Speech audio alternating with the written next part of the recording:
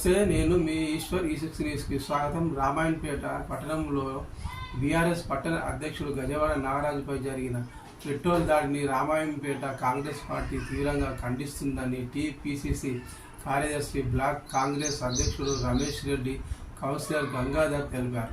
ఆదివారం రామాయణపేట పట్టణంలోని టీపీసీసీ కార్యదర్శి నివాసంలో ఏర్పాటు చేసిన కాంగ్రెస్ సమావేశంలో ముఖ్య అతిథిగా హాజరై ప్రసంగించారు. ఈ సందర్భంగా వారు మాట్లాడుతూ నాగరాజుపై జరిగిన దాడి బాధాకరమని, దీనిని తీవ్రంగా ఖండిస్తున్నామని తెలిపారు. స్థానిక బీఆర్ఎస్ కంటారెడ్డి, తిరుపతి రెడ్డి, మాజీ మంత్రి హరీష్ రావు తదితరులు కాంగ్రెస్ పార్టీపై చేసిన వ్యాఖ్యలు వెనుకకు తీసుకోవాలని డిమాండ్ చేశారు.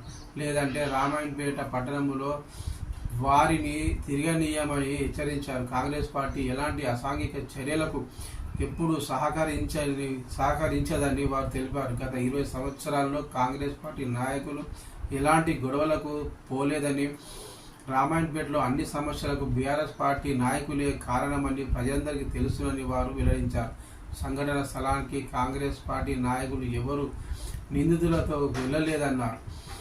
వారందరూ కూడా గజవాడ నాగరాజు పిలిస్తేనే వెళ్ళారని, అలాంటి పరిస్థితుల్లో ఇలాంటి అకారణ ఆరోపణలు చేయడం తప్పు అని, ఇద్దరు వ్యక్తుల మధ్య జరిగిన గొడవకు కాంగ్రెస్ పార్టీని ఇరికించడం మంచి పద్ధతి కాదన్నారు. కాంగ్రెస్ పార్టీపై చేసిన ఆరోపణలు వెనక్కి తీసుకోవాలని సీనియర్ నాయకులు దోమకొండ యాదగిరి, పట్టణ అధ్యక్షుడు చింతల స్వామి, మండల నాయకుడు కుమార్,